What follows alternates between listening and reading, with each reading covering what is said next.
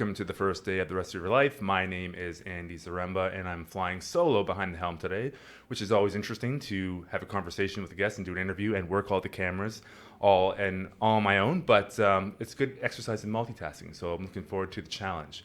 And as usual, we're recording out of 70 West Cordova Street here at Float House in Vancouver, British Columbia, Canada. And if you have no idea what Float House is, you can go to our website, floathouse.ca.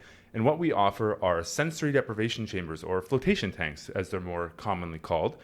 And it's an amazing way to, well, go inside, get internal, and really listen to what's going on for yourself. And, you know, it's interesting.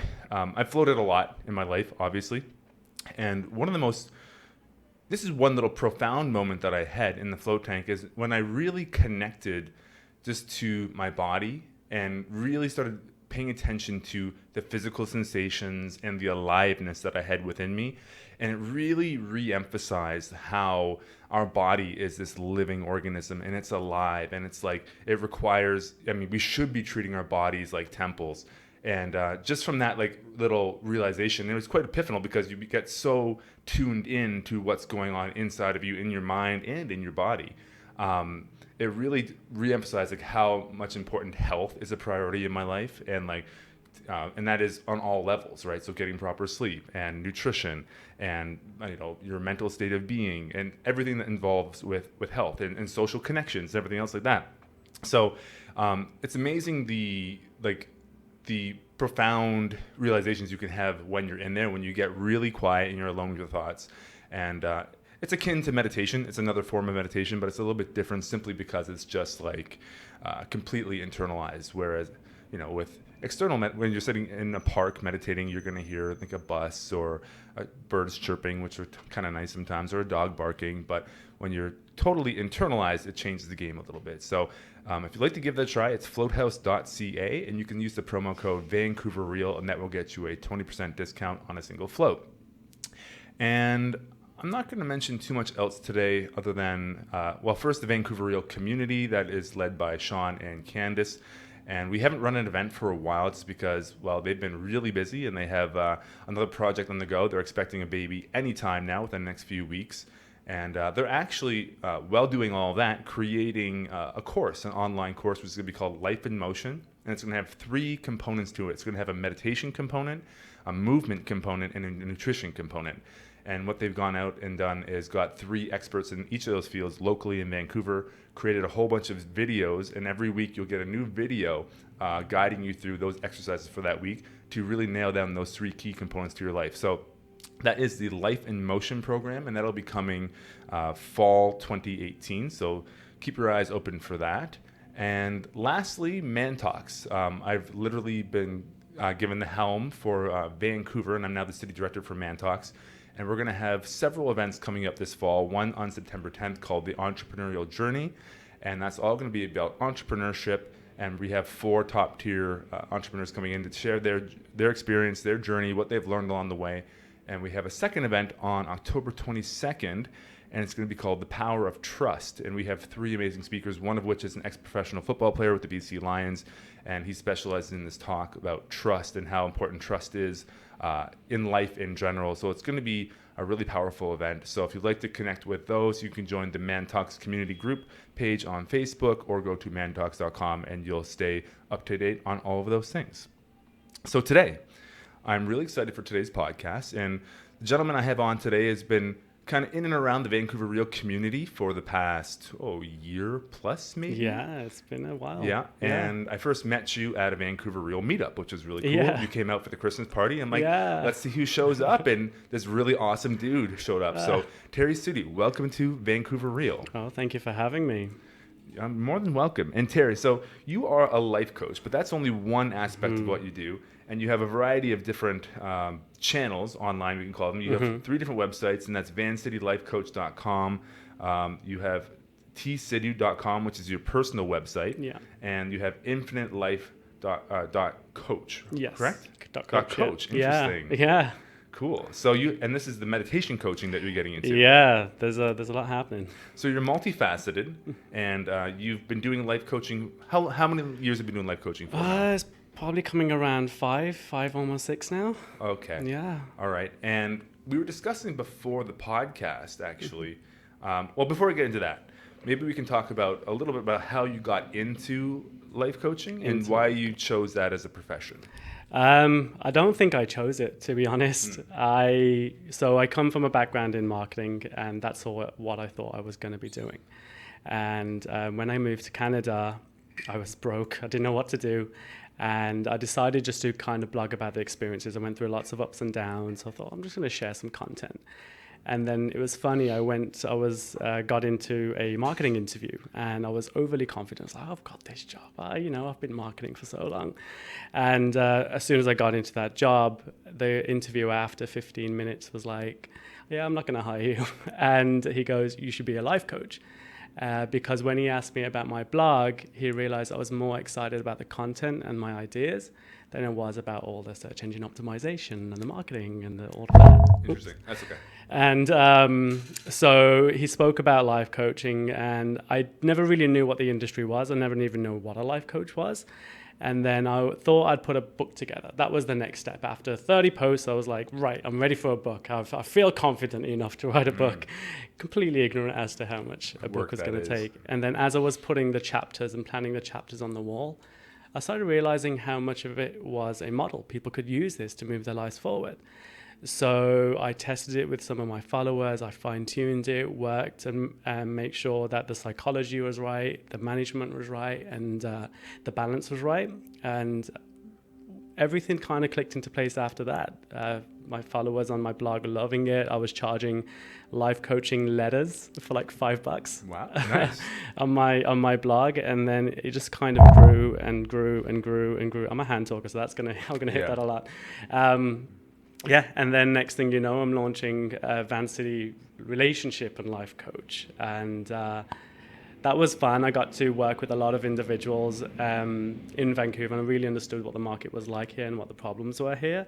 And then we moved it on to Vancity Life Coach, and then I started international coaching, and then now meditation coaching. Meditation coaching. Yeah. And you're going to be taking a little bit of a break from the life coaching, as I'm sure there's a lot of, it could be a big energy drain there. Yeah. Yeah. 2018 specifically, I don't know what happened this year. It went really wild. I was dealing with 12 clients a month, and 3 sessions a day is exhausting. It's very hard because you've got to help someone. They've got to vent first, and then you've got to help them through what they're going through, and then continue moving forward with their plan. Right. And then I always do this post-session evaluation via email. So what we've discussed, I send them an email just to kind of give them some information about what we discussed. Yep. And then I also offer email and text support too. So 12 clients in 1 month, constantly emailing back and forth, texting in moments of crisis. It was getting manic. Okay, so you make yourself very available. Yeah. And that was going to lead to a bit of my next question is, what do you think separates you? Because let's be honest, there's a lot of coaches out there right now, and actually I'm one of them. I have my own website, andysremper.com as well. Not my primary source of income by any means, or even my primary focus right now, but I do offer it. So what would you say is the biggest difference between what you offer and all of the other varieties of life coaching that is out there? Well, I'm not traditionally certified as a life coach. I developed my own model, my own practice. It's rooted in the spiritual upbringing that I got. It's rooted in psychology, the independent psychology study I went into, and then and marketing management to move your life forward. So I developed a brand new model, brand new concept, and it's working really well. Excellent. Yeah. And I've heard that can be very appealing to a lot of people, because so many people will pursue other avenues that are within sort of the normal realm and within inside the box of thinking. And I've heard from other people who are in the field that people do sometimes appreciate something completely different from what they've experienced before, because I'm sure there's different insights somebody can gather by going a non-traditional route, let's say. Yeah, one of the things I wanted to be very careful about was not imposing ideology, not suggesting that this is where you should be in life right now.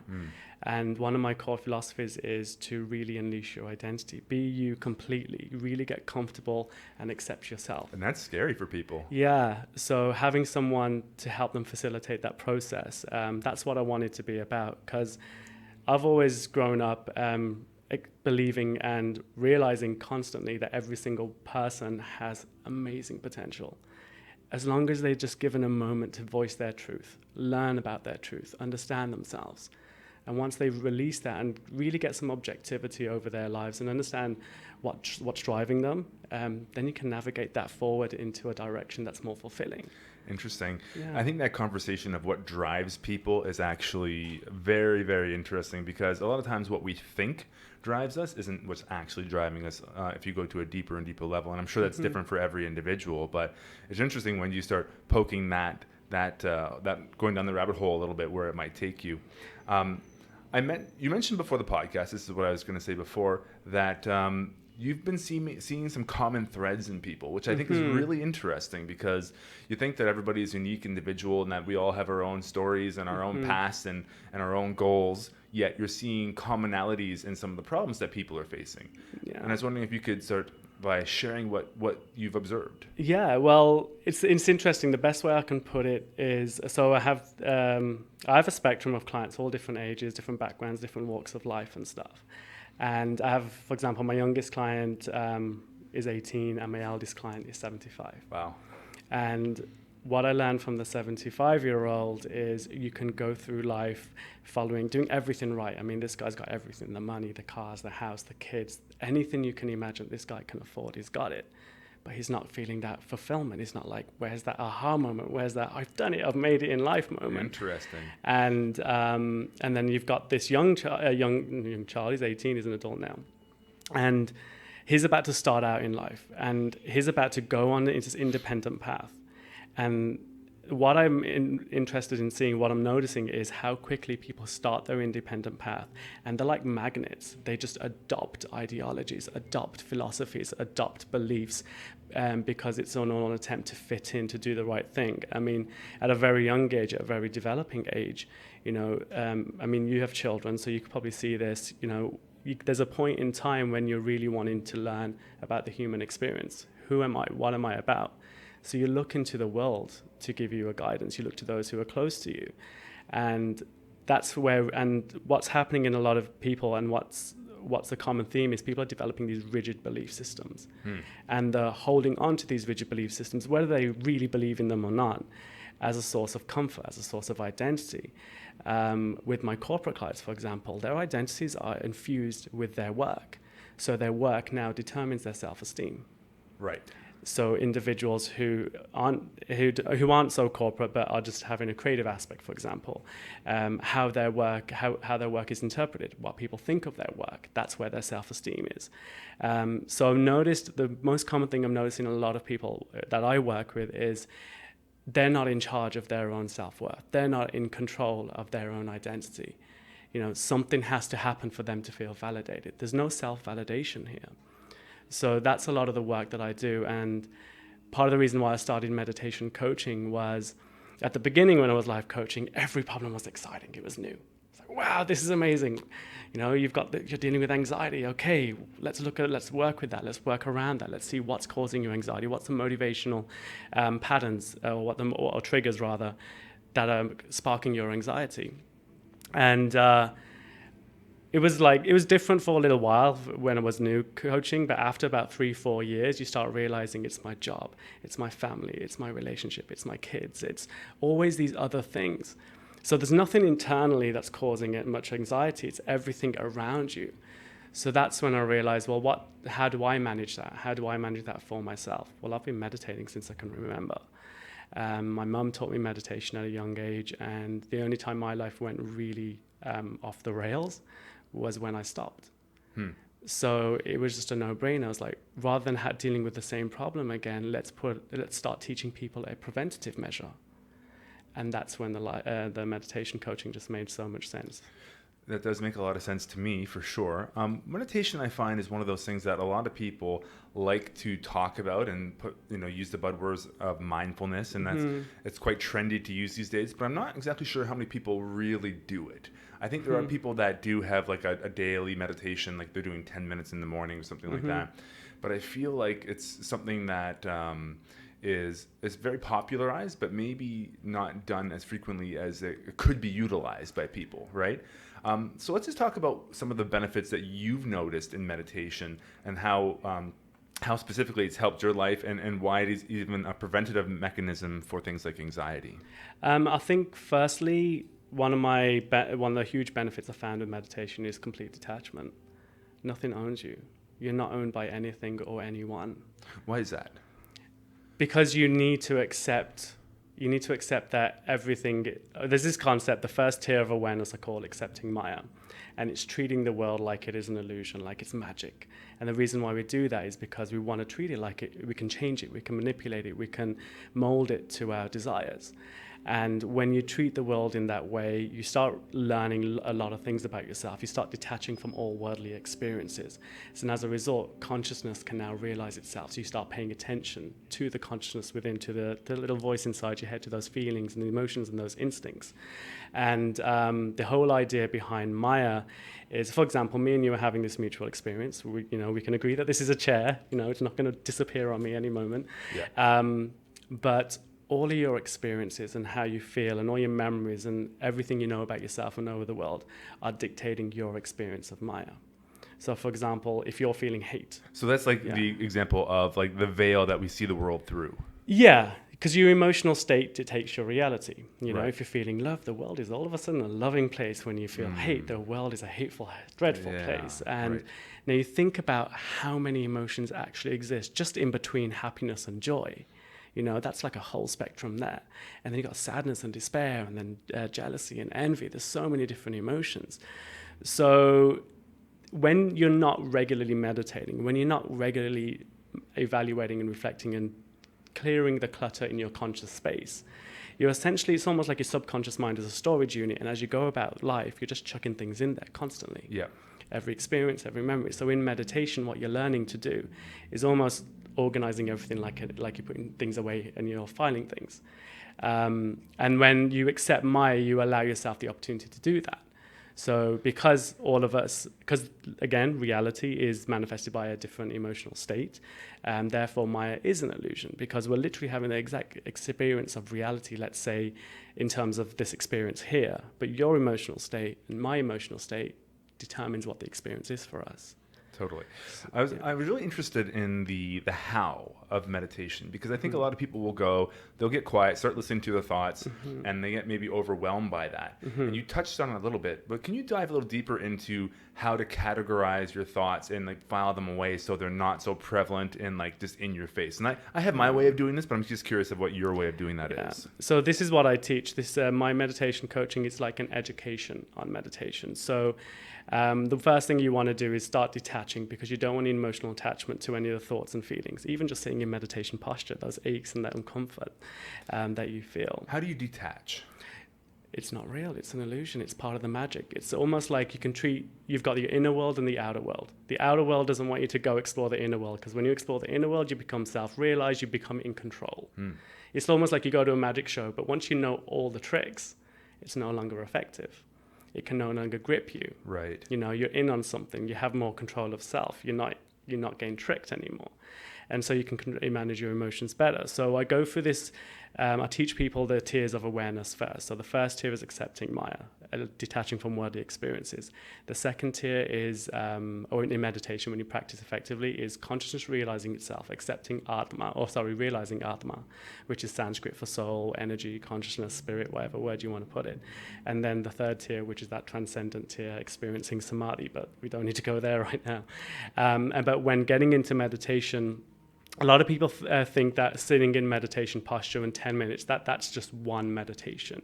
Do you know how in sleep you go through cycles? You go through stage 1, 2, 3, 4, and then you have, say, the stage 4 lasts for a few minutes or a few hours, and then you go back to, you kind of filter back into stage 1. It's like a 90-minute cycle. Yeah, typically. and then you go deeper and deeper and deeper. So one meditation sitting is like that. So you go in, and I have these 5 steps where you're breathing, so breathing to let go using breath. Because once you control breath, you control life, and then you have positioning. So I give people the opportunity to reposition, to get into a comfortable, to let instinct take over, and just to align the spine ever so slightly, so that they can get a better signal, if you will, and then locking in the meditation, and then meditating. And then I always say it's like when you set your intention, you're going into your inner world to look for something to help you counteract the challenges you're facing in your everyday life. And so you don't get out of meditation until you find the emotional state that you need to deal with the world around you. It's almost like you're going into your mind, resetting your emotional state, and then you come out into a new version of Maya, a new reality. Right. So you're not necessarily setting a timer for 10 minutes. You're going for as long as you need to or can at that time. Yeah. I mean, mindfulness is a byproduct of meditation. And to be mindful, you need to meditate, or you need to have some sort of process where you are evaluating and reflecting regularly. Right. You know, in terms of like organizing your thoughts, I find on a more superficial level that I do quite frequently in the float tank is when I notice something that's coming up repeatedly over and over and over, that's something screaming at me, okay, you have to attend to this issue in your life. Yeah. And then once I've made that recognition that I have this thing I have to deal with, I can sort of then file it away and be like, okay, I can take care of that, or I can work on fixing that problem. Now, what else is there? And it sort of clears that thought. But I find if it's like a repetitive thought that keeps coming up over and over and over, that it's basically saying, okay, pay attention to this thing. And that's sort of how I do that filing away process. You were going to say something there? Yeah, I was going to say, when those thoughts come up that you can't let go of, allow yourself to think on them. What the key in the very beginning stages of meditation, or for beginners, is to develop objectivity. So if you've got a thought that's coming up, whether it's a paranoid thought, or whether it's an anxious thought, or whether it's a very troubling one, develop different perspectives of it, explore it from different angles, allow your mind to do that. Because when you do, you're starting to develop objectivity over it, you're learning from it, and you're learning about the best step to take when you come out of your meditation, or when you come out of that experience. Nice. How can I deal with this better? Right. Yeah. Okay. And now using meditation as a tool to, work through potential anxieties that are coming up because of thoughts and experiences that we're having, or perceived experiences that we're having, is super valuable. And one thing you touched on earlier, which I wanted to get into as well, was this idea of like belief systems and ideologies. Because, part of the human experience is having some sort of like a belief system or ideology to help us make our way through this world. And I think there is some utility in having a belief structure, because it's like, it allows you to sort of, it makes the world less complicated. You know what I mean? So instead of having to like think about every little scenario, it's like, okay, well, what would my ideology or belief system say about this? How can I follow that? And if you're following that, and it's, let's say, under a healthy belief structure, well, probably 9 times out of 10, it could be the correct thing to do. So it helps people manage the complexity of the world. Now, how do you balance that with, say, throwing everything out the window and like looking at it completely objectively? This is where life coaching has really been amazing for me. My clients have been a great reflection. And when I talked about that client who's 75 years old, he had that belief. He had the very traditional belief system. And in the end, like, he's in the last stages of his life, he's got these last few years that he really wants to enjoy and experience fulfillment. Though he's had a healthy and happy life for a significant portion of it, before he came to this realization to seek help for the last 20, 30 years or whatever, he's really felt disconnected from it. But he marched on anyway, because that was the belief system that was echoed around him. That was driving him. Yeah. And I'll answer this question in 2 folds. One, in a way which I always talk to my entrepreneurial clients and corporate clients about, and another just generally. Starting with the general one is, you want to really keep yourself in diverse environments, people where there's a diverse range of belief systems, so that it'll encourage you to look for the truth, which is the best version forward. So you're now more independent as a result, because you're seeing all these clashes of belief systems and cultures and stories, and you're learning about the world for yourself, as opposed to just adopting whatever mom and dad taught you, whatever your friends or your peer group is. Right. And for my entrepreneurial clients, I always say, imagine 10 people in your life, and one of them is you. So that's 10%. You have to pay attention to yourself. You look after yourself. 30% of the people, of these 10 people, so 3 of them have to be other entrepreneurs, people who are doing a similar path to what you're doing, but doing it in different ways, so that you can learn and grow and develop together. 3 of them have to be your encouragers, your supporters, people who are going to help you through, someone you can talk to and be honest with. And the last 3 are your competitors, your haters, your negative people. Interesting. Because they're the ones who challenge your belief system the most. Yes. So if you've got a healthy balance of people around you, and you've got that, and you're in the center of that, so you've got all these 3, You got 3 people here who are positive, 3 people here who are the negative, and 3 people here who are the encouragers, the supporters, the one, or I'd say their peers, I would say, the ones who are doing the same thing that you're doing, but in different ways. You're developing a healthy knowledge base. And you can learn from all of them. That's a beautiful thing. There's a lot of talk online, and so many people are screaming, shut out negativity. Don't encourage negativity in life, and be positive. And right. I've always had an issue with that, because you can't be overly negative or overly positive in life. You got to have both. You've got to have both. You've got to. This is from meditation. It's you have to balance your mind. You have to get that stillness, that control. And you're only going to get that if you're neutral, basically.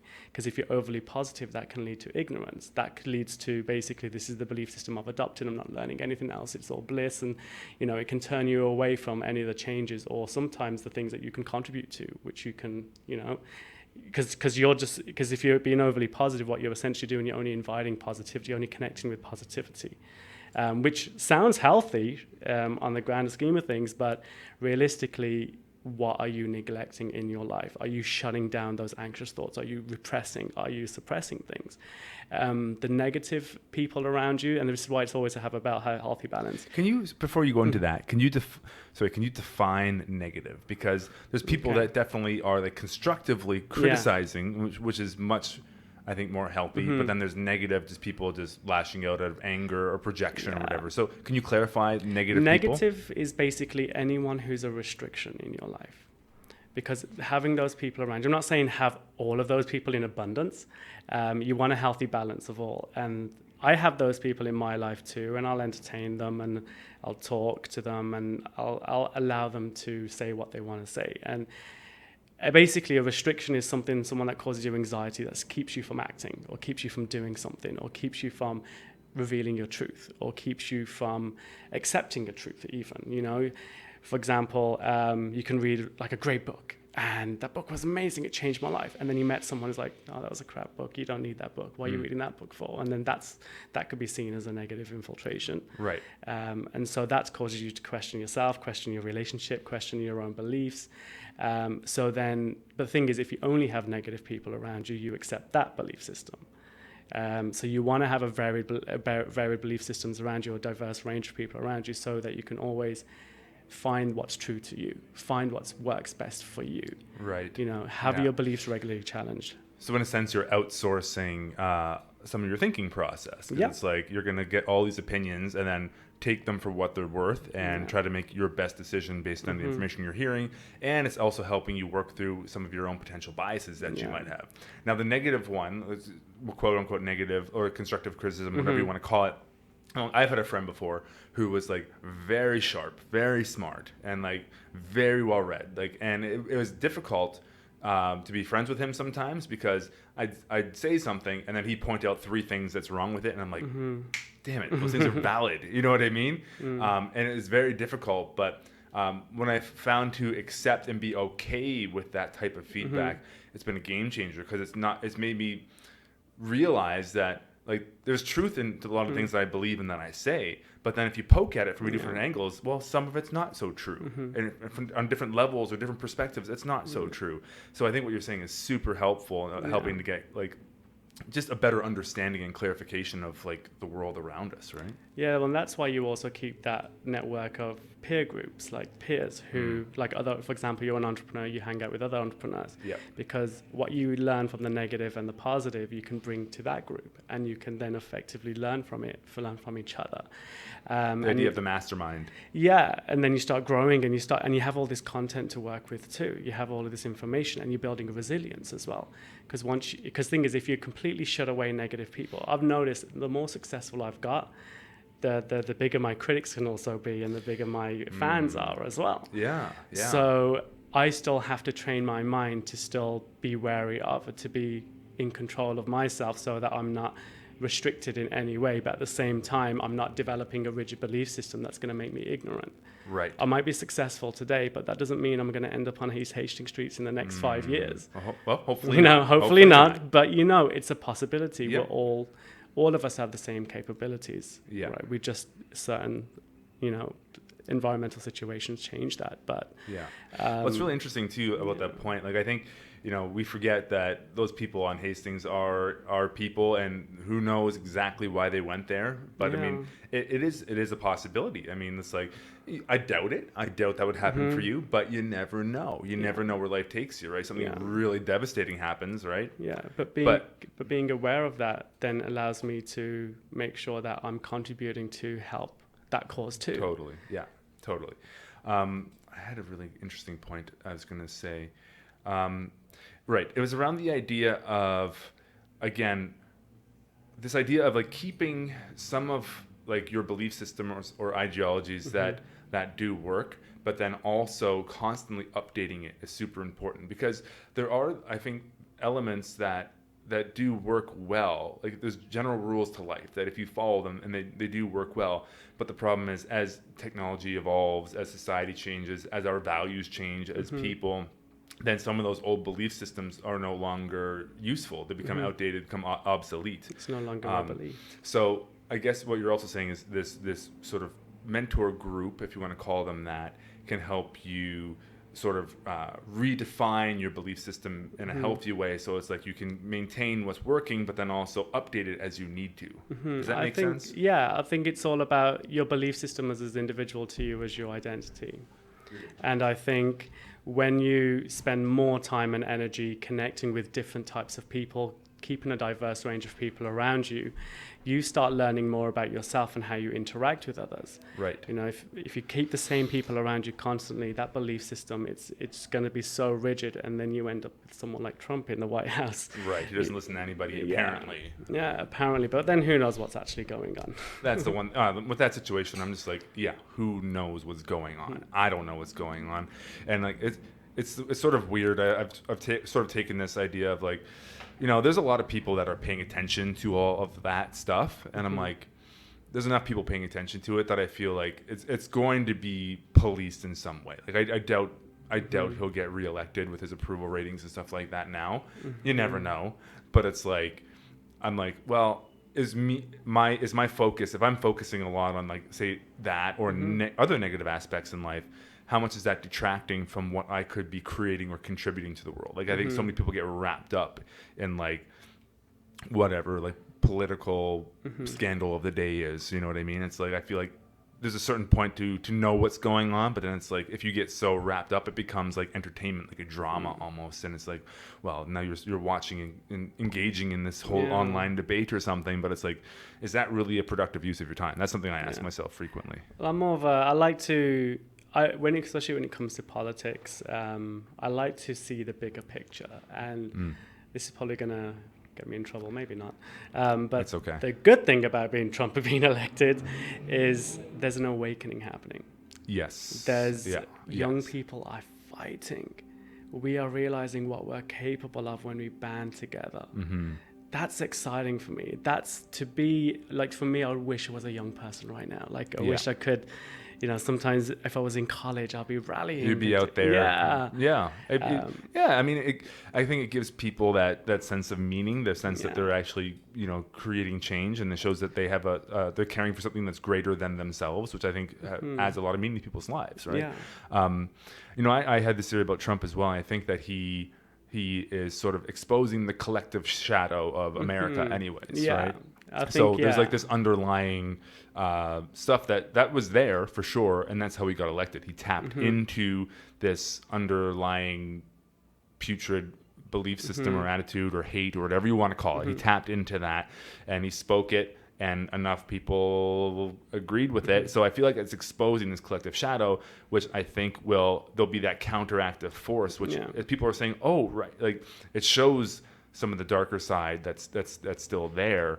And then, you can't make the conscious unconscious unless you bring light to it, unless it's actually seen and shown. It's like the idea of shadow work, right? It's like shadow work on a collective level, in a sense. One of the things that actually, so growing up, I used to read about the Hindu deities, Shiva, Krishna, Ganesh, the usual, and they all had these specific characteristics. And I always had trouble with Shiva. There was loads of people worshipping Shiva, but Shiva was this destroyer. So why do we have a destroyer? Why is Shiva masculine or feminine? Both. Interesting. It's So the giver and taker of life. It's almost so Shiva he brings about an awakening. It's all about, and so when you see things like Trump and what's going on in the world, it's like this destruction or this craziness or this whatever's happening, whatever we're destroying or whatever's dismantling, it needs to come about in order to rise into a new equilibrium or a new state or a new awakening. Right. And my relationship with that deity changed so much just because of what's happening in the world. Interesting. What I've noticed since meditating, I've been meditating personally for so many years, but since teaching it and talking about these philosophies and these experiences, my relationship with all these deities have all changed and what they mean and what they represent. And one profound experience I had, or one feeling I had, and this is just a theory or an idea, but when the rishis came down from the mountains to talk to the communities about spirituality and what they can do with meditation and yoga and whatnot, they had to create these deities. They had to create these emotional energies and manifest them somehow. I always say, think about if there was a global warming god, and everyone's energy was focused on this one god.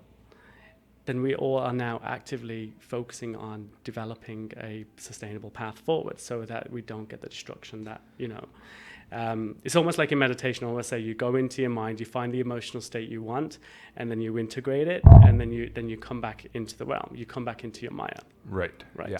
And your Maya is different. Your relationship with the world has changed because your emotional state has changed.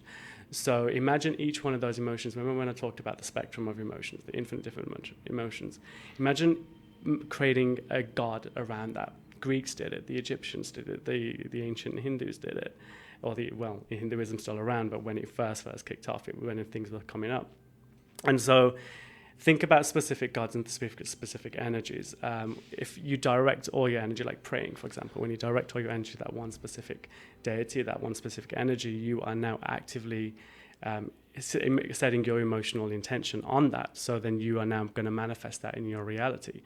So going back to the whole Shiva thing, when the whole Trump thing kicked about, when the whole Trump administration came in, and when people were being ignorant, saying, "Oh, he's not going to get elected," and then he got elected.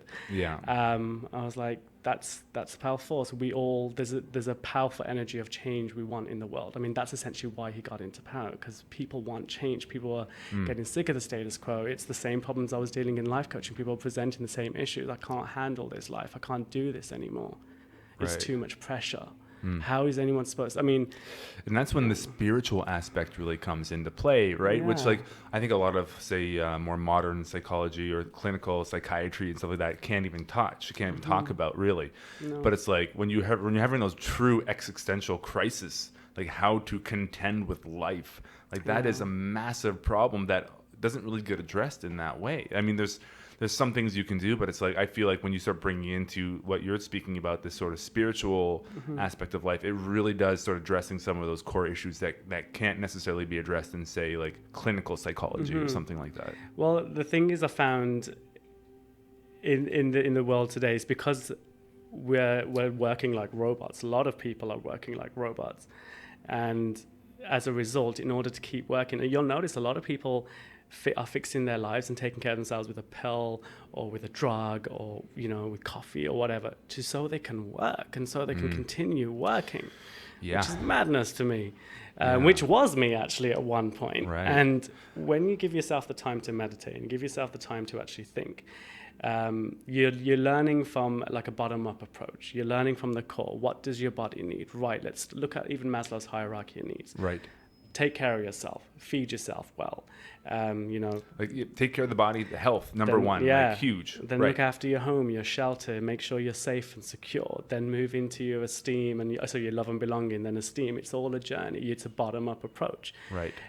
Psychology. When what happens is a lot of people are looking for the top-down approach. A lot of psychologists I've worked with, or a lot of my clients who have come from psychologists have said that they always felt like they went to go see a therapist, and the therapist was like, open the textbook and this is what you are, this is what you're diagnosing something. And without actually looking at the background of this. I mean, a lot of psychiatrists, a lot of good ones out there, but there's a lot of them who really just give a textbook answer, and you can't give a textbook answer to a conscious being, but we don't even know what consciousness really is completely yet.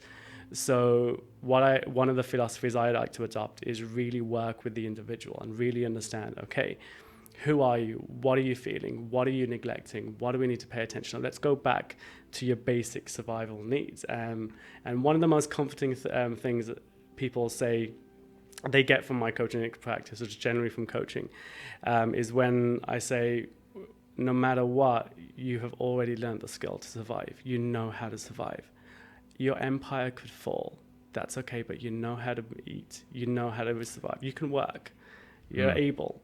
You can do things. Yes, like there's this idea in Stoicism where it's like you go and you live as a dog for 3 days. You know, like you live on the floor, you literally drink water out of a bowl. Yeah. You don't have any comfort. You don't have your cell phone or anything. You live like literally like a dog. And then when you realize that you can actually live that way, then you're like, oh, well, worst case scenario, if I lost everything, I'd actually still be okay. Mm-hmm. So it's that idea of like that contrasting. It's like it shows you, okay, this is potential, not the worst, but let's say your business fell apart or whatever, and like you lost all your income. A huge concern for people, but it's like, as long as you still have your health, you still have a fundamental building block where you can start over, right? So don't neglect your health. Don't neglect the health. That's definitely true. Both your physical and your mental health. I was wondering, I'd like to switch gears a little because I'm sure there's a lot of like coaches that do listen to this podcast, and let's talk about the business of coaching a little bit. Like you've done really well for yourself that way. Like what has worked well for you in that regard? And also let's talk about some of the challenges that come up within the business as well. Okay, let's talk about the good stuff. Content has definitely been the thing that's driven a lot of people to my email. I put a lot of content out there. I never intended to become a coach, but when it became marketing my services, I had so much content to share, so much stuff to talk about. It's almost like when I started blogging, I was venting and letting it all out and really getting an objective perspective of my own life. And then you start understanding things and realizing things. So when I was doing the marketing for my company, whether it was a Facebook ad or video or even just sending an email blast out, I really learned to develop something that really hit on the emotional center in people, really connected with what they're going through. It wasn't just about, oh, meet Terry Sidhu, life coach, It was, it was a message I was trying to share. And I think when you put that passion behind your work you do, it becomes an easier and easier sell. And I always had to get my life on track first too. I needed to make sure that I was content and happy and control, because you're essentially building an institution around your life as a life coach. Yeah. So even if you're wrapped up in social media and you're doing really well, don't always present what you think you have to present. Be authentic, be real, be you. And once you've got that in place, then the marketing kind of writes itself, because you start realizing what your message is, who you're connecting to, who you want to talk to, who's going to really relate to you as an individual. I mean, my spectrum of clients, I always say the people that come to my door, it's not necessarily a demographic, more of a psychographic. People dealing with mental health issues and feeling like they've been left out, or they're not part of something, or they've tried everything you can possibly try, and like, oh, you're the last resort now, that's all I've got.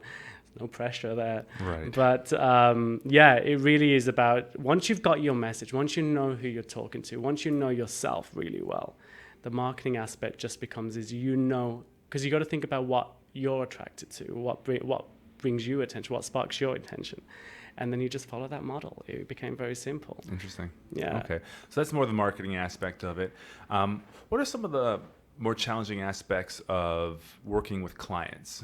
Well, the reason why I got into meditation coaching is because you are listening to people's problems and issues on a daily basis, so it can get very exhausting.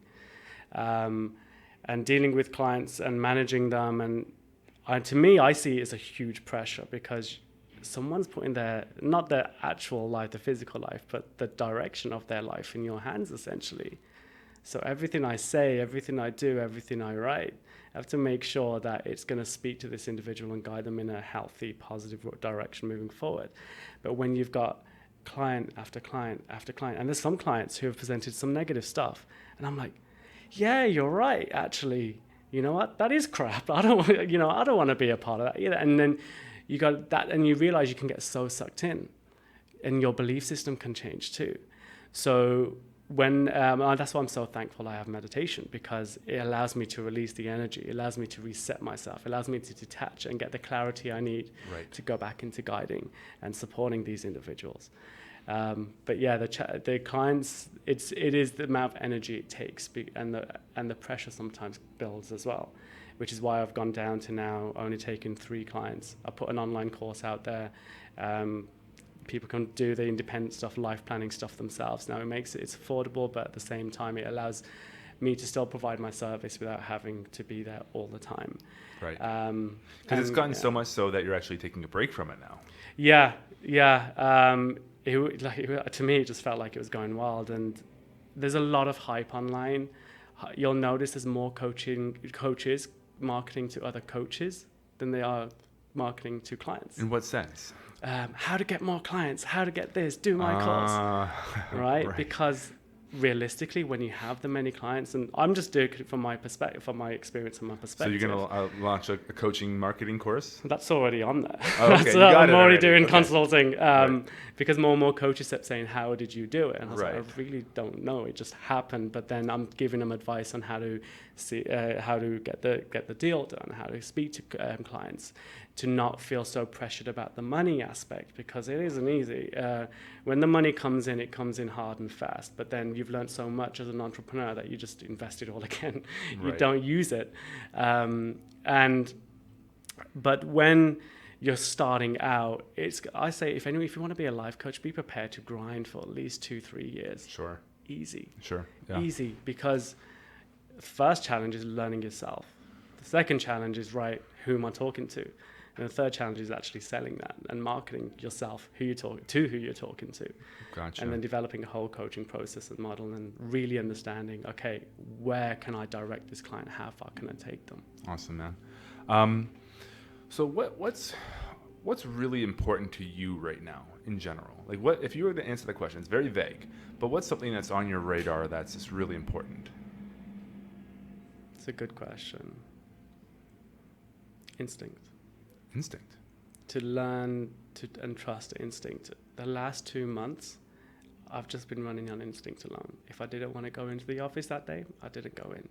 If I decided I was planning to write this whole piece and I didn't feel like I didn't want to do it, I stopped doing it. And what I've learned to do, why instinct is kind of what I'm really focused on right now, is I used to believe, and this was me, I was grinding for like 12, 13 hours a day.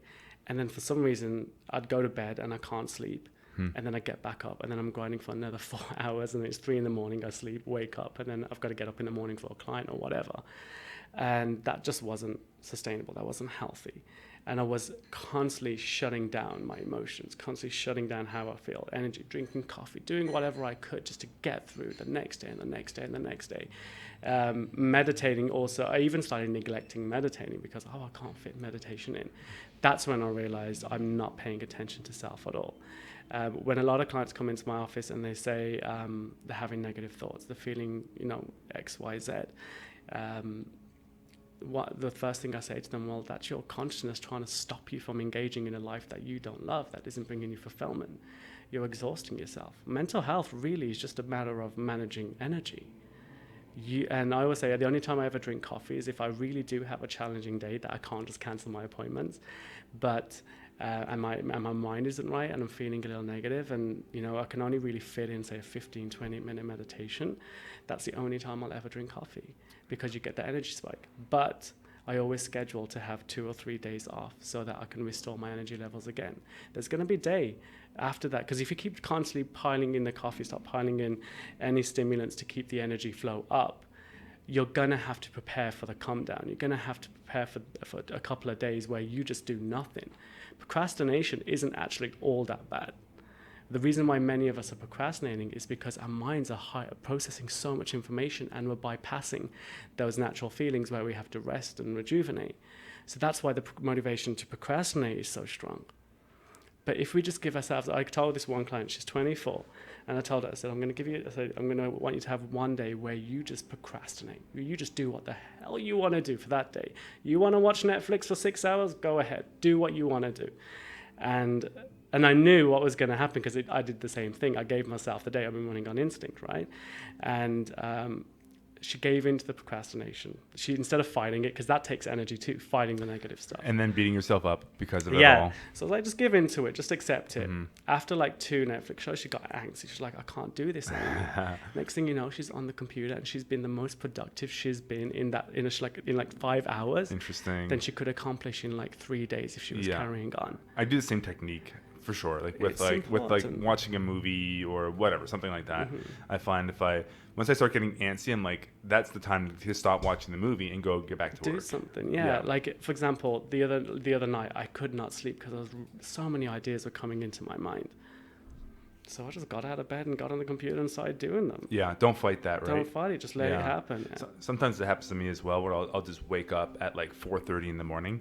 And I'm just like, well, I could toss and turn and try to go back to sleep, or I could just wake up and do something for a couple hours. And I find the waking up aspect, it actually feels pretty good because my energy is usually okay, although I'll get tired later on in the day, but then I'll go to bed earlier that night and it's fine. And it's not fighting it so much and being stressed out, like, oh, I'm going to be tired tomorrow. I got to get a good night's sleep. Just going with it. So this is an example of how instinct has been an important part for you lately. Because the second tier in meditation is realizing Atma, consciousness realizing itself. And in that tier of awareness, and it takes some time. What does that mean exactly? Atma? Yeah. No, so the definition is consciousness realizing itself, but can you break that down? Yeah, so, right. I do this exercise with my clients where I, before they come out of their meditation, I get them to rub their hands together and put them over their eyes and open their eyes in this state. So your eyes are open, but it's all dark. You're covering your hands. That's the world inside. Your consciousness, that little voice inside your head, that's the world it lives in. It has no physical senses, and it can only communicate to you via emotion, and it can only guide you via instinct. That's the only way. So if you're shutting them down and you're not building a trust with that, you're essentially not having a positive relationship with your conscious experience. So the consciousness that's keeping your body going, it's having an experience through your body. I mean, if anyone's ever had psychedelics or any sort of meditation experience that's transcendental, you realize that your body is merely just a vessel or a carrier for this energy that's within. And it's basically what it's here for, that's for each and every single person to discover themselves. That's self-realization, essentially. Atma is just a Sanskrit word for spirit, soul, consciousness. It's allowing yourself to realize that the subconscious mind is merely just an aspect of experience, and it's just memory. It's a storage unit. You know, you are not your subconscious mind. There's so much more to you. The superconscious mind, for example, there's the imagination, creativity, and all of that aspect which comes from the superconscious mind. You know, you think of a red lemon. You can only the information lies in your subconscious mind, but the visual of it is coming from superconscious intent. Consciousness is basically holding on. It's using those two different realms of the mind in order to navigate you forward. So, but if you only accept that life is just about your physical body and this physical experience here, then you essentially neglect a whole aspect of who you are within your own mind. Interesting. And so realizing Atma is basically consciousness realizing itself and realizing that, oh, what I thought was I was in the driving seat is not necessarily this, like me, Terry, as physical Terry, is just the car, it's just the vessel. The driver, the thing that's driving it is the consciousness within, those inner thoughts, the truth within. It's a very hard thing to articulate, but... It is. Yeah, I was wondering if you could actually... I'm like, I asked you a pretty tough question there. How can he explain this one? But that's not bad. I always say, when I'm teaching it to kids, I always say that give that little voice inside your head, animate it, give it a character, give it a life of its own, and realize it's dancing around in your mind. But it can't see, smell, taste, touch. It hasn't got those physical senses. All it has is emotion and instinct. So when it sends you a negative emotion, it's basically saying what you're experiencing or what it's learning from the physical senses, it's not good. It's not healthy. So change it. Do something different. Right. But if you don't change it, you're neglecting the emotion. So the internal world, that darkness that your mind is in, that consciousness is in, it has no idea why it feels crappy. It has no idea what's going on. Why are you constantly suppressing it, to the point where it's going to keep sending you so much negative emotions. I hate this, I hate this, I hate this, to the point where it's like, well, end it. That's how it grows. We keep neglecting that feeling. We keep neglecting those emotions within, not realizing that we're strangling ourselves as a result. We're really putting, I mean, our lives are essentially in darkness. The universe itself is in darkness. All of this light that we have, all these wonderful things, we're supposed to experience it, yes.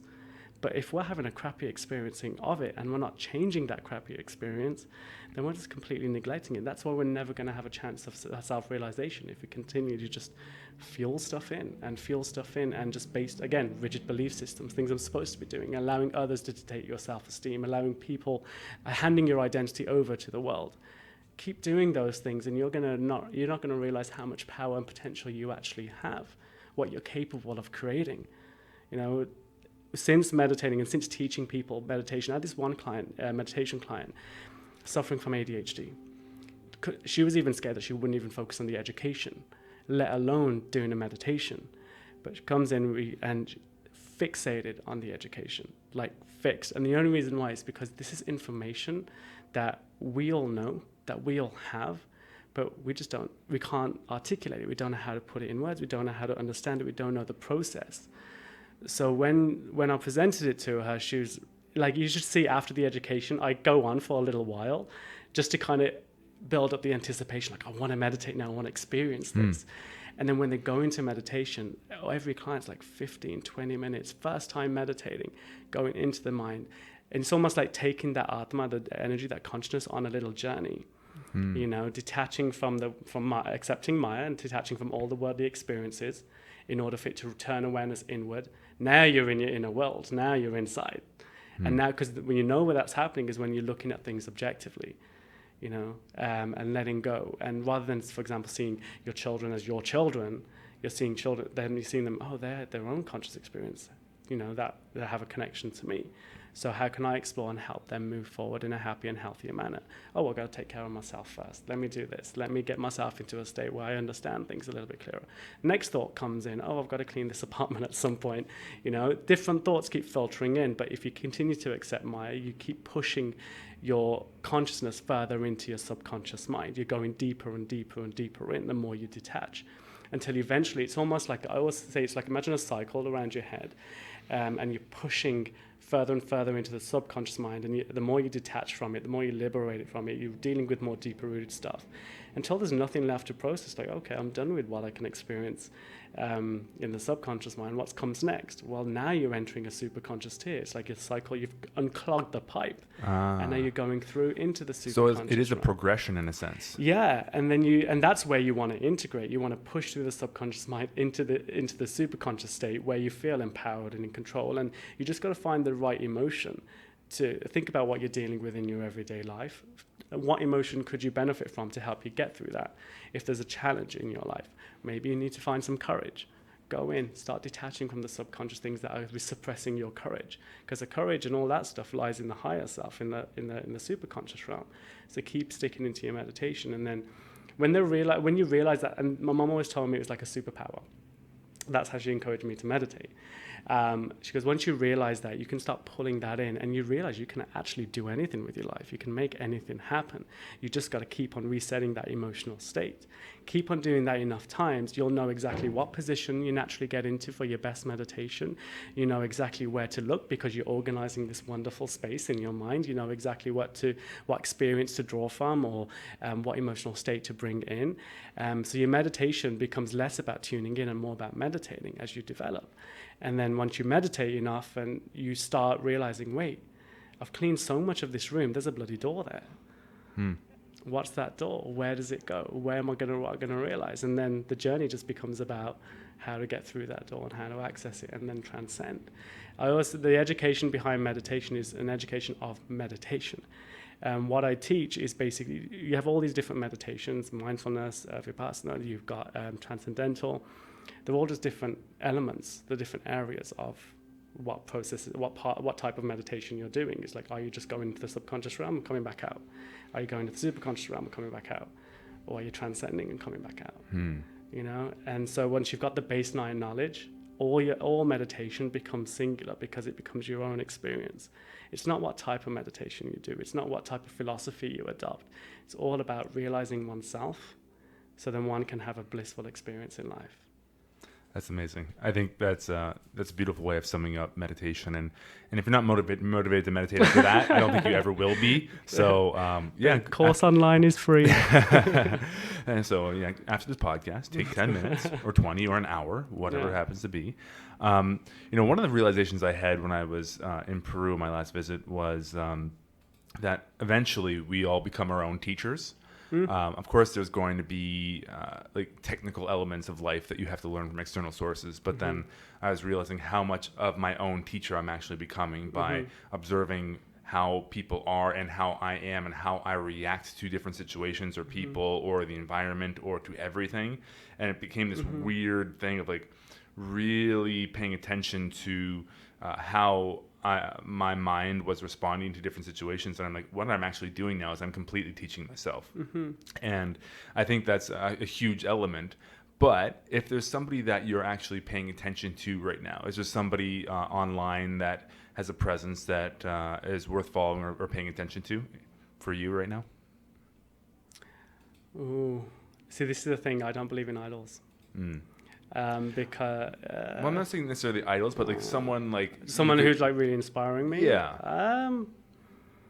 Really, it's right now. It's family. I don't know why. It's weird because I spent so much trying to break free from the troubles and stuff I experienced, and the coming on from an underprivileged background and whatnot. That I'm looking back now. I'm like, man, they did a lot of stuff to keep us in check. Like, I'm so fortunate and thankful for the experiences I had growing up and my relationship with my parents, my sister. She's a godsend, and I've learned to put the people who really want me to do something well for, like, basically guiding me towards my dharma, my purpose. Those are the people I'm really connected to. There's not really any one person I believe I follow. So the people closest to you. Yeah, they've kept me up. They've kept me going, and those are the people I would honor more than anything. I mean, the only reason why I don't put my faith in, there's no one online I can say I can put my faith in them because I don't know them personally. If I know you personally, I can put my faith in you. I can connect with you. I understand your story. I understand your energy. So you can, and the thing is, following a person or having someone inspire you, yeah, there are people out there, but I don't know what they're going to do. It could be all a facade for all we know. It could be, for sure. So I'm just learning I think more like you, I'm learning to trust myself a little bit more. My clients are definitely people who inspire me. When you see someone come into your room or come into your space and they are nervous and scared and not sure what to do with life, then after one conversation, they start seeing something. They start connecting with some of their truth. They feel lighter. And then they start coming up with their ideas. And I'm just sitting there like, wow, like, tell me more, teach me stuff. Keep it simple, keep it very contained. I find that's the healthiest thing for me. Keep it humble. I don't aspire to be like anyone else. I remember once I had this meeting in LA. This guy was like, yeah, we can turn you with the next Deepak Chopra. And I was like, what, because I'm brown? And then and I was like, no. I was like, I just want to do as much good as I possibly can. I feel as if I'm very close to breaking that cycle of despair, cycle of rebirth, whatever you believe in. Whether you believe in rebirth or not, I've navigated to myself to a point where I really want to make the most of life. Not in the sense of just chasing, exhilarating experiences, but if I'm going to love, I want to love. If I'm going to eat, I'm going to cook a feast and really prepare and think about the ingredients and put it together. Really taking care of those just basic needs in a happier way. If I, just allowing myself to just enjoy what this life is about. Because then once you do, you start learning about it, and you start becoming even more connected to that whole idea of self-realization. We don't need much to be happy. You know, happiness is already there. An old post I wrote a long time ago was, there's no need to search for happiness. You've just got to strip the layers to let it out. It's all there. Everything you want, every emotion exists within you. You've just got to really declutter your life and declutter your mind so that you can find it and let it. I always say, imagine your whole conscious space in your mind like this garden. When you're born, it's full of beautiful flowers, and it's like you're free. It's a beautiful garden that people want to visit. People want to be around young people because they have all these ideas and they're fresh. It's a nice garden, just like, Van Dusen gardens or, Bishop gardens. It's a beautiful place. But when you start, and each flower, each tree, every plant signifies an emotion. So obviously the happy, the healthy emotions, the healthy plants, the ones we're drawn to. The negative ones, they're the weeds. But if we continue to suppress and not pay attention to those negative emotions and not weed them out when they're present, then what's that garden going to look like? And so if you're having a really tough time in life, think about your conscious space as a garden. Think about it like that. And think about how many weeds are covering up those beautiful flowers, those seeds that are just hidden. Start cleaning it up. I love that. Yeah. And last question I have for you on the technical sense, although they go quite poetic with you, it seems like. What's one resource or book that's really impacted you that you think could help other people? Actually, it's a psychology text. I find it fascinating. I think it's the best self-help book ever because it talks about the human mind. It's a collection of psychological essays. It's called The World of Psychology. There's 2 parts. They're very heavy books, and I recommend doing like a free online psychology course, like Psychology 101, just so you can understand some of the content. That's a really good book. And there's like short stories in between as well to help you understand some of the philosophies and the theories. For example, there's one chapter talking about, it's at the beginning of the first book, which talks about children and how you, and what I got from it was like essentially how you can teach intelligence, how you can improve intelligence. Every single one of us are intelligent beings.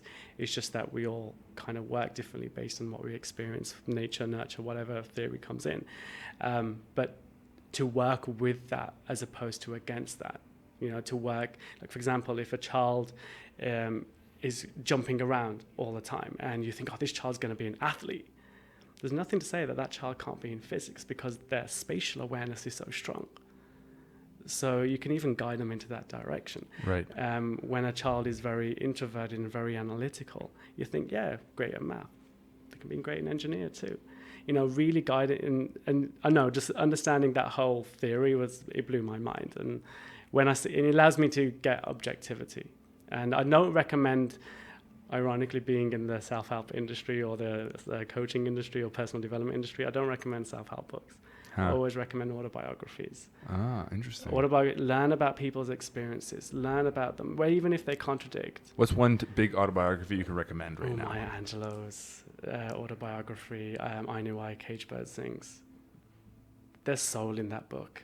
There's a lot of soul and pain in that book. And if you really want to understand the experience of being black in the world, or in America at least, or in North America, read that book. It's powerful.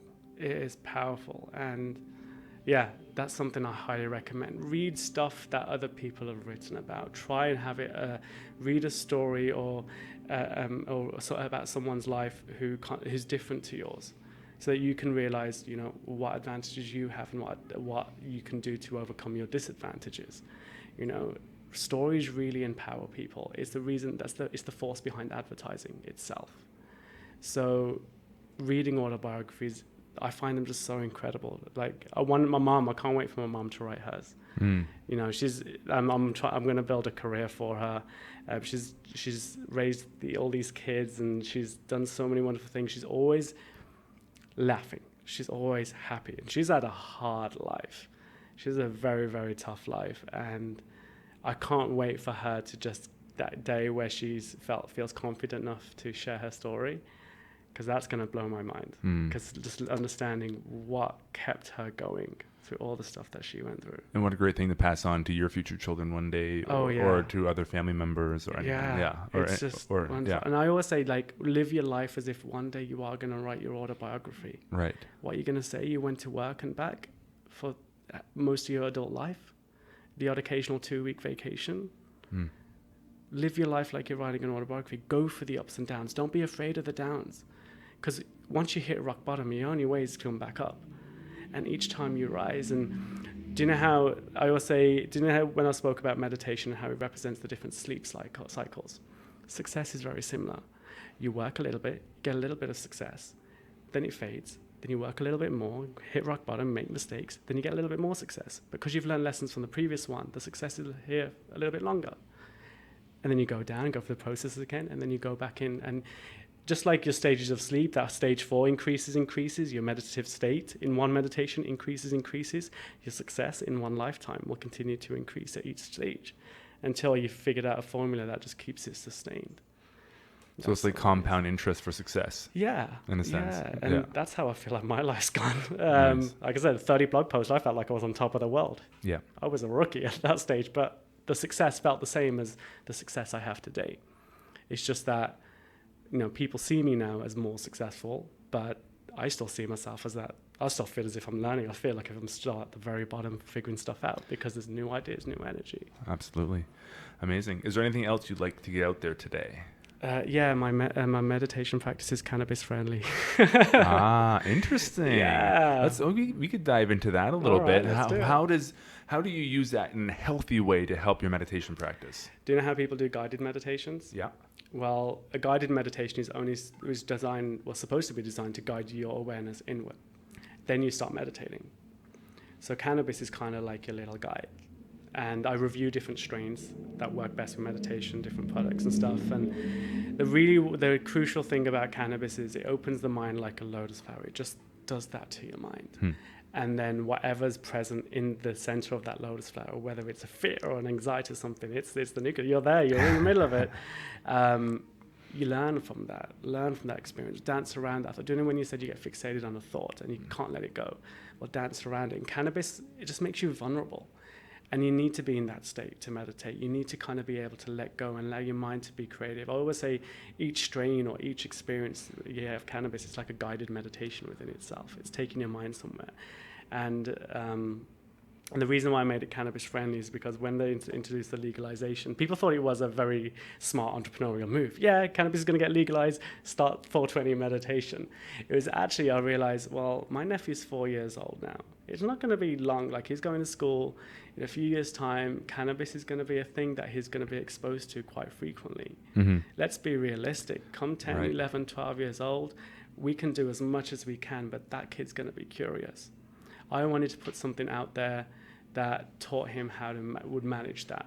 So I want parents to be like, if you're going to smoke, learn this first. Yeah. Learn how to manage your mind. Learn how to power through the meditation. It's a much healthier way than just putting it in a box and say, don't touch this. Yeah. Because what's the kid going to do? They're going to go straight for that box. Yeah. You're a curious individual. I'm a curious individual. We're going to do it. So naturally, I mean, the kid's curiosity is probably more magnified compared to what we can experience. So I just wanted something out there. And also for the elderly, like my dad, for example, he's trying CBD for the first time. And these guys grew up around that propaganda where it's like, cannabis is bad, don't do it, it's a terrible drug. So once he realizes when I smoke, all I do is meditate, he's like, wait a minute, it's changing the stigma around it too. And it'll encourage him to either meditate or try cannabis too, because of his health concerns and things that he needs to do to help his life move forward. I think it'll be a great kind of gateway. It makes it less scary. It's a great aid. It's a great tool to meditate on, and you'll notice the meditation takes over the high when you tend to integrate sober. Interesting. Yeah. Well, not that we do that here, but some people would advocate using cannabis for flotation as well, and it does the exact same thing essentially. Well, a lot of my meditation clients say, "Have you tried floating?" Because their experience they're having meditation, they're like, it's so similar. You should try it. I was like, I'll get there one day. Yeah, well, it really is. I mean, it's very interesting. I think I'm surprised you haven't, because I feel like you would really get a lot out of it, to be honest. But when you're ready, you're I'll ready. keep myself in there. I'll be, Yeah, I'll be like you the might. next 6 hours. You might. Like, Some people give me a day. They sleep right through the wake up music sometimes. Wow. It's crazy, and we have to kind of knock on the tank and sometimes Wow. even open the door and wiggle on their toe because they're like that gone. But Yeah. then they wake up and Well, it's essentially sensory deprivation. The beautiful thing is you are floating in your conscious space. big time. Oh yeah. And that's Atma right there. That sensation of just floating in darkness. All you have in that sensory deprivation tank is your instincts and your emotions.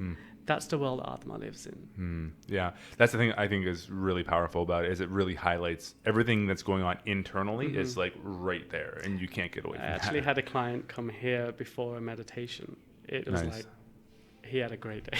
Very cool. Yeah. Awesome, man. Yeah.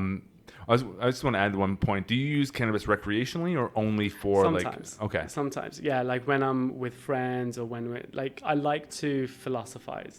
Right. Well, if that's how I've said that Yeah, right. good enough. Yeah. That's a word now. And I like to be creative. Usually, if I'm getting high, I personally like to do it on my own most of the time if it's recreationally. Yeah, totally. Because I like to write and I like to come. I've got so much content which I haven't edited to put out there, which is very spiritual, very deep. And I say deep because it's really taken me to a deep part of my own mind. Do you have a book coming? Everyone says that. I was like, Well, you keep saying writing and it's very deep and it's spiritual. I want to, but this is part of the reason why I've started meditation coaching, so I could have more time now to write. Awesome. Once everything's in place, and I'm touring more, I'm traveling more, because that's a summer next year I want to take off. Yeah. I wanted the whole summer off. I'm going to put my place on rent. I'm going to coach online, continue to coach online. But I just want to go travel and teach meditation to different places, get it in schools, things like that. Because, I mean, this is more my entrepreneurial marketing side of me. I was like, once I've got enough, if I've built the audience, then the books can reach it easily. Big time. Yeah, I think that's a big part of the book. Launching a book is like the author's ability to sell that book is almost more important these days. So I'm doing that part first. And right, then, which is, I think, is smart. Yeah, and then you're doing it. Yeah. Once I'm tired, I will write, and then I will put it out there. But right now, there's enough noise in the world, and I think people need to listen to themselves a little bit first. Right. Listen within. Everyone has all the answers. You have them. You do. Everyone does. You just gotta listen. It may not be clear, but you just listen. And if you're having trouble, take some cannabis and do a meditation, and you will hear. Yeah, and force yourself to listen. If you're paying attention, right? Unless you just immerse yourself in Netflix and kind of go. Well, it's funny. A lot of young people, and I didn't expect meditation coaching to get as big and take off as well as it did. I just genuinely thought it'd just be a thing. It started out as a way to get my clients to meditate, and then next thing you know, my nephew's going to grow up in this world where cannabis is easily accessible. So I was like, put two and two together, and I just put this company out there. I was like, okay, it's done. Amazing. Done. And then it started going wild again. And so now it's just like, right, this is what people need. This is what people want. And once people do start listening to themselves, they know they've figured it out. They'll figure it out like I figured it out. Awesome, man. Well, this has been an amazing interview. I've been really stoked to pick your brain, and I got a lot out of this, and I'm sure everyone listening did as well. Yeah. How can people reach out to you or follow you, or how can they get in touch with you? I'm actively engaged on Instagram with at 420 meditation. So just check out, very simple. Just go on, or just check out my website, infinitelife.coach. If anyone wants to work with me as a life coach, I'm only taking 3 clients, and my books are full now till probably till fall. Probably have 1 or 2 spaces, and so there is a wait list.